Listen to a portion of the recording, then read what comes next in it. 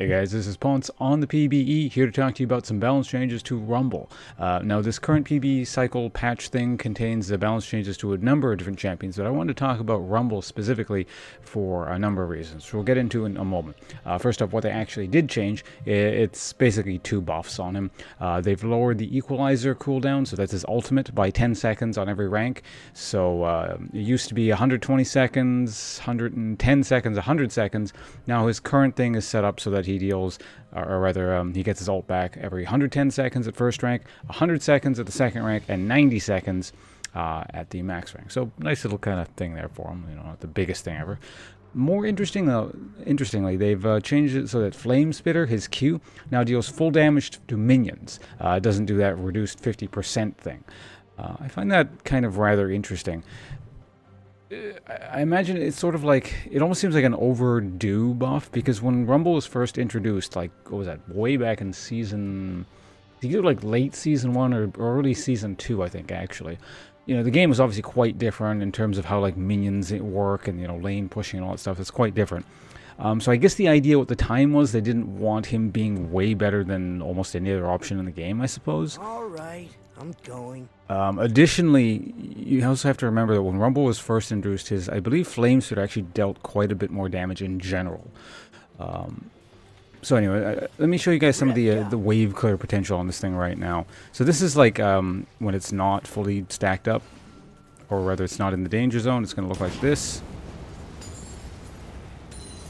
Quite a bit of damage there. Let's get him into the danger zone.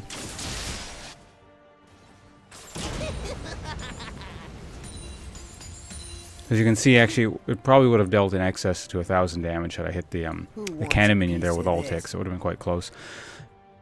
So yeah, I guess, like, I don't really see Rumble too much in the game anymore. Like, he's not terrible, but he certainly feels like he's, again, I guess, fallen a bit by the wayside, I suppose. In a way, I guess, sort of adding, you know, more reliable or better wave clear is perhaps a sign of, I guess, sort of general power creep in terms of wave clear ability. Because, you know, Rumble definitely, there were certainly faster options than him in terms of wave clear. So we can actually show off the, you know, the full damage of a what's it called, a Flame Spitter in a second on a stationary mob like this. We can actually tank it. So let's, you know, probably should deal over 1,000 damage. Yeah, there we go. So it is quite good. You might notice that there's some parallels, I suppose, with like Garen. He used to deal reduced damage to minions, and that's always kind of wonky. They took that out of the game, although the Garen obviously still has that thing where it's like, I think he deals extra damage to a single target, so it's kind of like this inverse thing. But the other thing about Rumble is CSing with him was always very, very weird, and it felt awkward. So I guess in taking that out and having the thing deal the actual damage it's supposed to gives sort of consistency in play. I know I used to play a lot of Rumble a long time ago, then I stopped playing him. Basically after they nerfed the crap out of him over, I think it was like 3 or 4 successive patches. It was like Rumble nerf, Rumble nerf, Rumble nerf. And at a certain point, it's like, I just don't want to play this anymore. I'm going to play Jarvan now. But Rumble has a very sort of unique playstyle to him that doesn't transfer very well between other characters, and sort of Flame Spitter was a definite part of that. So like CSing with Flame Spitter was sort of like this big thing that you really, really had to kind of get down, because it was quite awkward, because, you know, it just didn't deal damage to minions. So you'd figure out when the last tick was, and then you just kind of come in at the last second and, you know, get it with the last tick. Now it's, you know, it seems a lot easier. You can just kind of stand in front of a wave, and it's a bit more no-brainer-ish. So there is that. Now, the other reason I want to talk about actually Rumble is it actually segues quite well into sort of a video I was thinking of doing tomorrow. I'm not going to tell you exactly what it is, because that's for either tomorrow or sometime this week.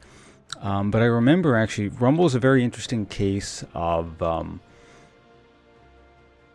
sort of undue influence, I suppose, in terms of what people have said about balance and people just sort of taking it at face value. I don't want to mention, you know, this person by name specifically. I mentioned it on stream before because it is a sort of an interesting story. And, you know, everyone says dumb stuff and makes mistakes, except me. I'm always right. But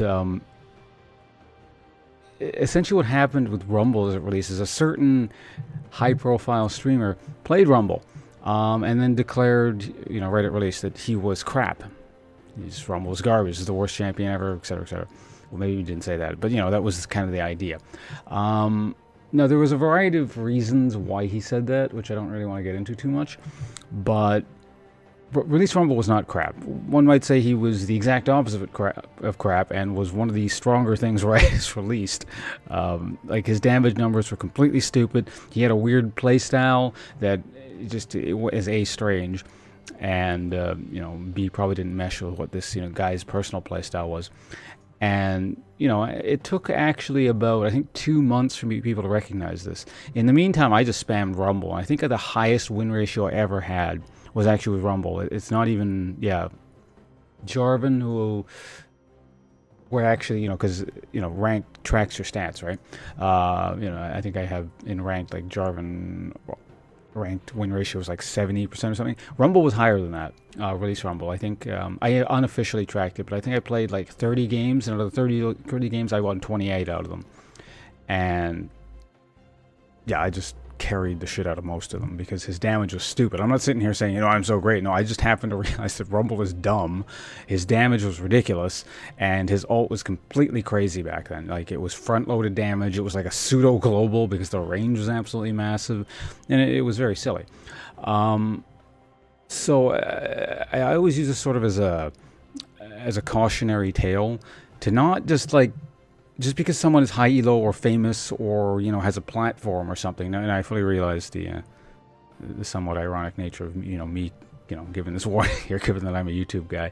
But just don't take just sort of league statements, or really anything, but we're talking about league here now. So sort of like league statements like X is crappy, or you should play blank because that's the meta and you'll gain elo with this. Sort of very easy kind of, I don't know, get-rich-quick scheme-like kind of statements.